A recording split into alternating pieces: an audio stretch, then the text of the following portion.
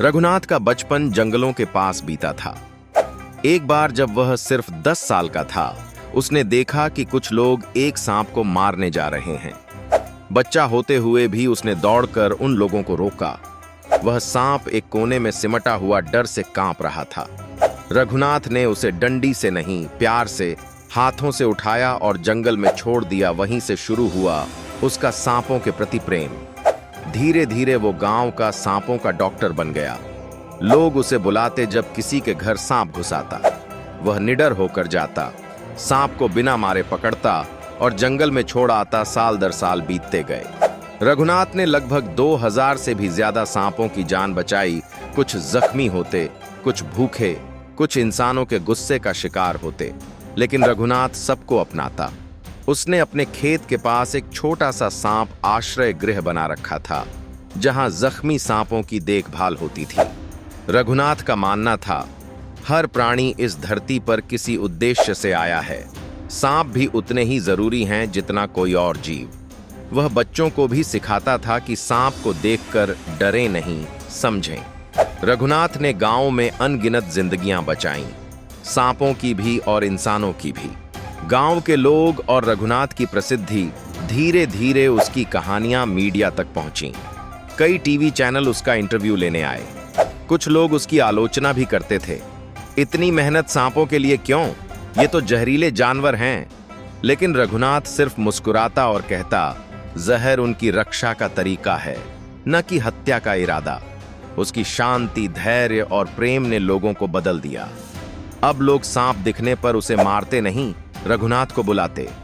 एक दिन की बात है, बारिश का मौसम था। गांव के ही एक खेत में एक बड़ा कोबरा निकल आया।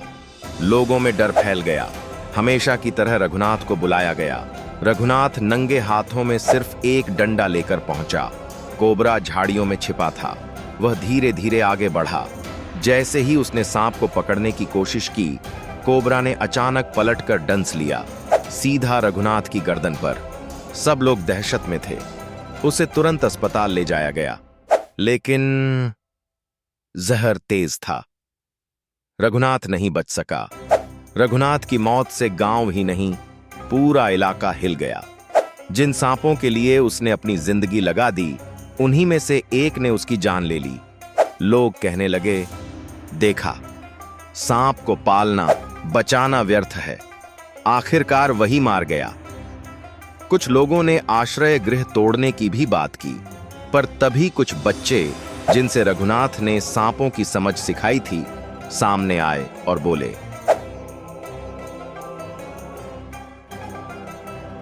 रघुनाथ ने हमें सिखाया था कि मौत तो किसी भी रूप में आ सकती है, लेकिन किसी की रक्षा करना सबसे बड़ा धर्म है।